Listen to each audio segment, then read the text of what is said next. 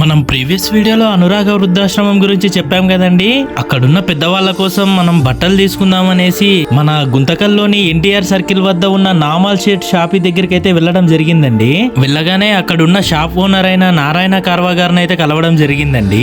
అన్నకు మనం చేస్తున్న డొనేషన్ గురించి అయితే చెప్పడం జరిగిందండి వివరంగా.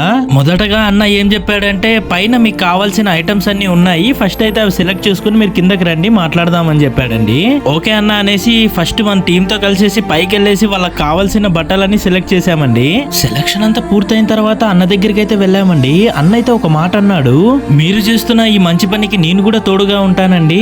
మీరు ఇప్పుడు సెలెక్ట్ చేసిన వాటికి ₹1 కూడా ఇవ్వకండి, మొత్తం నేనే ఫ్రీగా ఇస్తానని చెప్పాడు. అన్న ఆ మాట అనగానే నాకు ఏం మాట్లాడాలో అర్థం కాలేదు. ఫస్ట్ ఆఫ్ ఆల్ నేనైతే అన్న దగ్గర ఒకే మాట చెప్పాను, అయితే మీరే వచ్చి ఇవ్వండి అన్న, ఇంత హెల్ప్ చేసింది ఎవరు అనేది వాళ్ళకు కూడా తెలియాలి కదన్నా, సో అందుకోసం మీరే రండి అని చెప్పి స్పెషల్ గా అన్న అయితే రిక్వెస్ట్ చేయడం జరిగింది. చాలా సేపు రిక్వెస్ట్ చేసిన తర్వాత ఫైనల్ గా అయితే అన్న ఒప్పుకున్నాడు వస్తాననేసి. నేనైతే అన్న ఒకరే వస్తారనుకున్నాను, బట్ అన్న అయితే షాక్ ఇచ్చాడు అనమాట.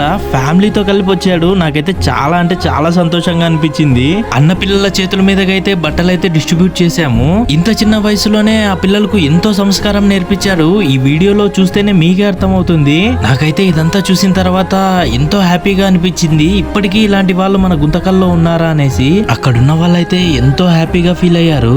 అదైతే మాటల్లో కూడా మనం చెప్పలేము, డైరెక్ట్ గానే చూస్తేనే తెలుస్తుంది ఆ ఫీలింగ్ ఎలా ఉంటుంది అనేసి.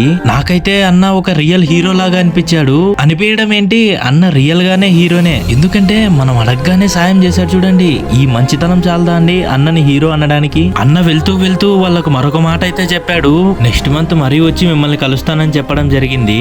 ఆ మాట వినడంతో నాకు నా టీం కు ఎంతో సంతోషంగా అనిపించింది. అండ్ వన్ మోర్ థింగ్ ఏంటంటే, చాలా మంది అడ్రస్ అయితే అడుగుతున్నారు కదండి. ఈ ఆశ్రమం వచ్చేసి అనంతపూర్ డిస్టిక్ లోని గుంతకల్లో FCI గోడౌన్ ఉంటుందండి. ఆ FCI గోడౌన్ పక్కనే ఉంటుందండి.